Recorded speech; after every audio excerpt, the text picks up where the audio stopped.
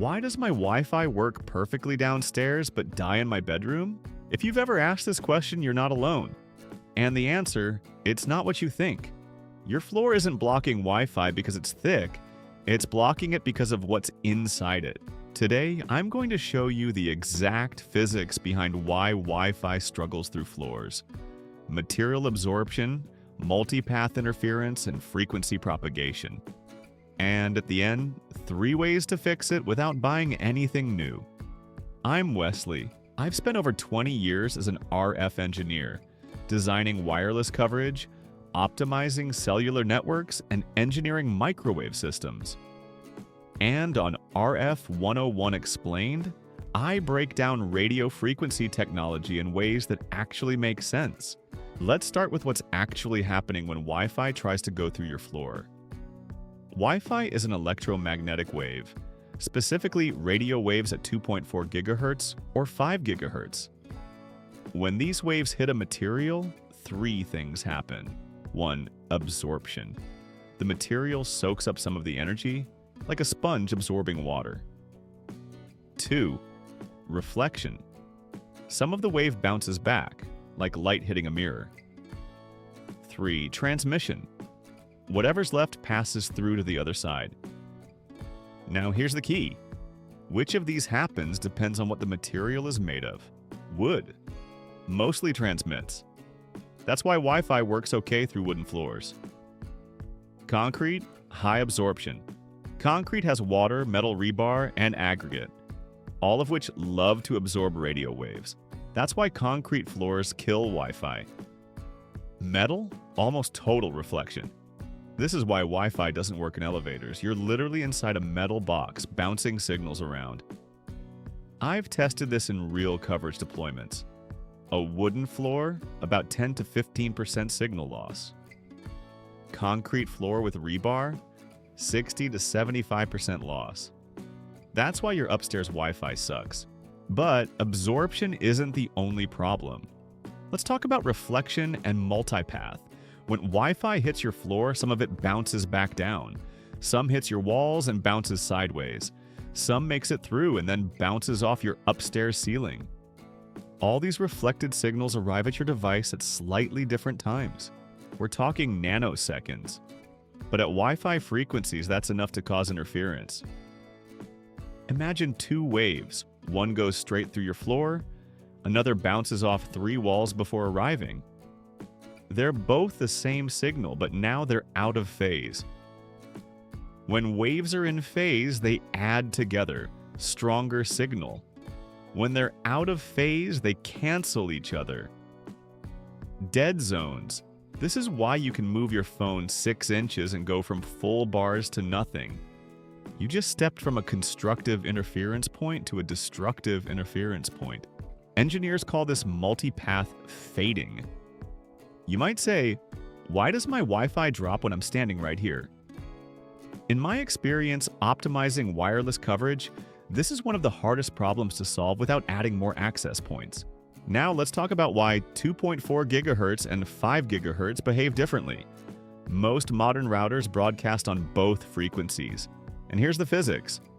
Wavelength determines how well a signal penetrates materials. And 2.4 versus 5? Completely different wavelengths. 2.4 GHz has a wavelength of about 12.5 centimeters.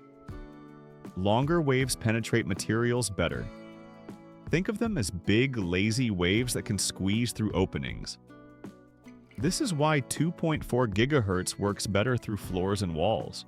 The downside? Lower maximum speed and more interference because everything uses 2.4 GHz.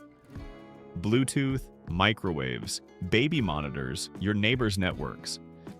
5 GHz has a shorter wavelength, about 6 centimeters. These are tighter, faster waves. They carry more data, which means higher speeds, but they're terrible at penetrating materials.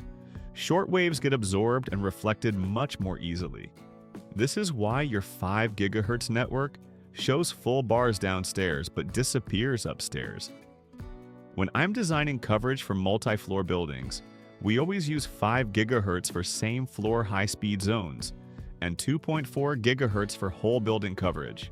So the rule of thumb, if you're on the same floor as your router, use 5 gigahertz for speed. Different floor, use 2.4 gigahertz for reliability. Most phones automatically switch, but you can force it in your Wi-Fi settings if you know which network to pick. Okay, so what can you actually do about this? Here are 3 solutions that don't require buying new equipment. These are the same principles I use when optimizing RF coverage professionally. Solution 1. Router placement. Put your router in the center of your house, not in a corner. And if possible, put it on the floor where you spend the most time. If your router is in the basement and you live upstairs, you're fighting physics. Radio waves spread outward in all directions.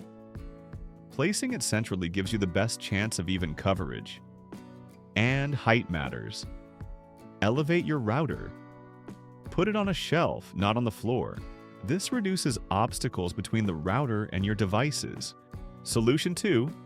Manually select 2.4 gigahertz for different floors. Go into your phone's Wi-Fi settings. Look for 2 networks from your router. One says 2.4G or just the name. The other says 5G or 5 gigahertz. When you're upstairs, manually connect to the 2.4 gigahertz network. You'll sacrifice some speed, but you'll get way better reliability. Solution 3. Check for channel interference. Download a Wi-Fi Analyzer app. Free on Android, about $1 on iOS. Scan your networks. If you see 10 plus networks all on channel 6, that's your problem. They're all interfering with each other. Log into your router settings. This is usually 192.168.1.1 in your browser. Find the wireless settings. Manually set your 2.4 gigahertz channel to 1, 6, or 11, whichever has the least congestion. I've seen this single change double speeds instantly. No new hardware, just better channel management. Quick field note from my experience. I once optimized an indoor coverage for a historic building with foot-thick stone walls and metal mesh embedded in the plaster. No amount of signal power was going to penetrate that.